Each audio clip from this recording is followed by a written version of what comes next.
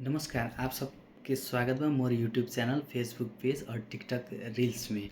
मैं अपने एक मोबाइल की स्क्रीन में आ चुकल बाटे। यदि आप सबके मैं बढ़िया कंटेंट देहे दमदार प्रस्तुति करत बाटूँ।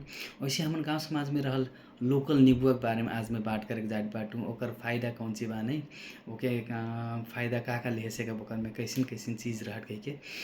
वैसे लोकल नींबुआ में हमरे चाहिँ सर्वप्रथम विटामिन सी मात्रा रहत उ हमरे सेवन करत ते विटामिन सी हमन शरीर में आई।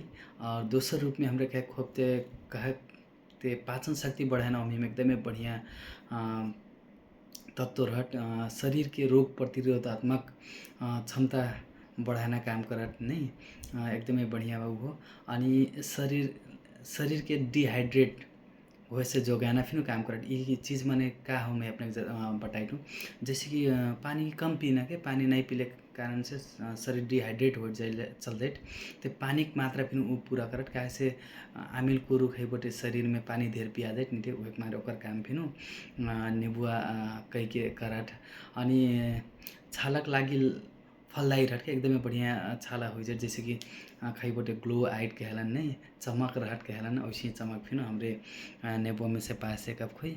अनि ढेर चीज़ बावे स्रोत। अपनेन के लग फिनु कौनो चीज़ होई ओकर तथ्य जानकारी ते प्लीज़ हमन के शेयर करब खोइ। मैं अपनेन के कमेंट में का आइला कहि के प्रतीक्षा करम नहीं।